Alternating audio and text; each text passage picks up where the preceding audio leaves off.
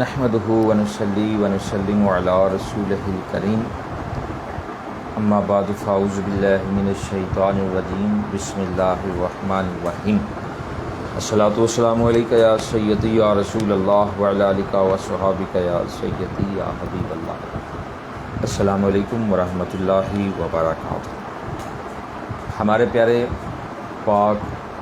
محبوب صلی اللہ علیہ وآلہ وسلم نور ہیں، اور یہ بات اللہ تبارک و تعالیٰ کے پاکیزہ کلام قرآن کریم میں بھی موجود ہے۔ چنانچہ پارہ نمبر 6 سورہ مائدہ آیت نمبر 15 میں اللہ تبارک و تعالیٰ ارشاد فرماتا ہے قَدْ جَاءَكُم مِّنَ اللَّهِ نُورٌ وَكِتَابٌ مُّبِينٌ، بے شک تمہارے پاس اللہ تبارک و تعالیٰ کی طرف سے ایک نور آ گیا اور ایک روشن کتاب۔ اس آیت کریمہ میں لفظ نور سے کیا مراد ہے، اس بارے میں امام بغوی رحمۃ اللہ تعالیٰ علیہ، امام جلال الدین سیوطی رحمۃ اللہ تعالیٰ علیہ، امام راضی، علامہ ساری، علامہ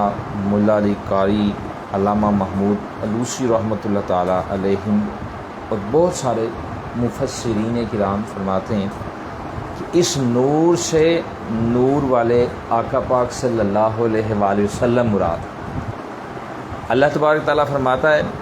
کہ بے شک تمہارے پاس اللہ تبارک و تعالیٰ کی طرف سے نور آ گیا، تو تمام محدثین نے، مفسرین نے اس آیت کے تحت لکھا ہوا ہے کہ نور سے مراد ہمارے پیارے پاک محبوب صلی اللہ علیہ وآلہ وسلم، حضور پاک صلی اللہ علیہ وآلہ وسلم نور ہے، بے مثل نور، بے مثل بشر بھی ہیں، بے مثل نور بھی ہیں۔ حضور پاک صلی اللہ علیہ وآلہ وسلم جیسا نہ زمین میں کوئی ہے نہ آسمان میں کوئی۔ آقا علیہ الصلوۃ والسلام اللہ تبارک و تعالیٰ نے نور بنا کر اس دنیا میں مبعوث فرمایا۔ حضور پاک صلی اللہ علیہ وآلہ وسلم مخلوق میں سب سے افضل الاعلیٰ ہے۔ اللہ تبارک و تعالیٰ کے بعد اگر کوئی ذات سب سے افضل ہے تو وہ محمد مصطفیٰ علیہ الصلوۃ والسلام کی ذات ہے۔ الحمدللہ قرآن مجید میں کل 7,000 مقامات پر حضور پاک صلی اللہ علیہ وآلہ وسلم کا ذکر پاک آیا۔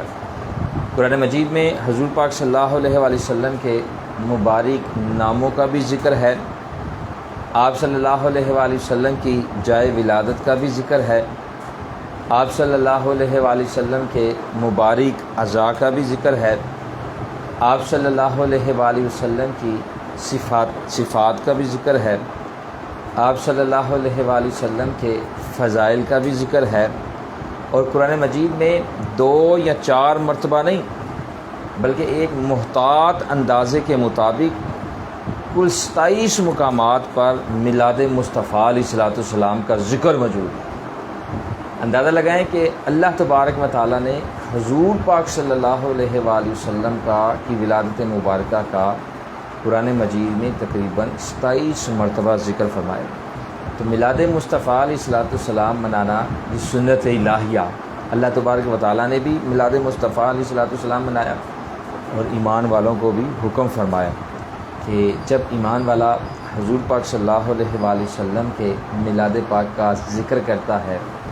میلاد پاک مناتا ہے، میلاد پاک منعقد کرتا ہے، میلاد پاک میں شرکت کرتا ہے، تو اس بندے پر اللہ تبارک و تعالیٰ کی رحمتوں کا نزول ہوتا ہے۔ ان 27 مقامات میں سے ایک مقام میں آیت کریمہ میں رب ذوالجلال نے ارشاد فرمایا، پارہ نمبر 4 آل عمران آیت نمبر 164 میں رب ذوالجلال نے ارشاد فرمایا لقد من اللہ علی المؤمنین اذ بعث فیہم رسولا، بے شک اللہ تبارک تعالیٰ نے مسلمانوں پر، ایمان والوں پر بڑے احسان فرمایا کہ ان میں اپنے پیارے رسول علیہ الصلوۃ والسلام کو بھیج دیا، بغیر محنت کے اور بلا معاوضہ محض بطور احسان جو انعام کیا جائے اسے عربی میں من کہا جاتا ہے۔ اللہ تبارک تعالیٰ نے فرمایا ہم نے ایمان والوں پر من فرمایا، یعنی بغیر محنت کے، بلا معاوضہ، محض بطور احسان انہیں یہ نعمت دے دی کہ اپنے پیارے محبوب صلی اللہ علیہ وآلہ وسلم کو ان کی ہدایت کے لیے دی، اللہ تبارک تعالیٰ نے اپنے پیارے محبوب علیہ الصلوۃ والسلام کو ہماری ہدایت کے لیے دنیا میں مبعوث فرمایا۔ رب کائنات جو بہت شانوں والا ہے، اس کی اعلیٰ ترین نعمت محمد مصطفیٰ علیہ الصلوۃ والسلام پر اعلیٰ درود ہوں۔ اللہ تبارک و تعالیٰ نے اپنے پیارے محبوب علیہ الصلوۃ والسلام کو ہماری ہدایت کے لیے بھیج کر جو ہم پر احسان فرمایا ہے، اور اس احسان پر بھی لاکھوں سلام۔ وہ محبوب علیہ الصلوۃ والسلام جو ہم غریبوں کے آقا ہیں، ہم فقیروں کی دولت ہیں، ان پر بے حد درود اور لاکھوں سلام۔ تو اللہ تبارک تعالیٰ نے اپنے محبوب علیہ الصلوۃ والسلام کو نور فرمایا، اور بے مثل آقا علیہ الصلوۃ والسلام کو بے مثل و بشر و نور بنا کر اللہ تبارک تعالیٰ نے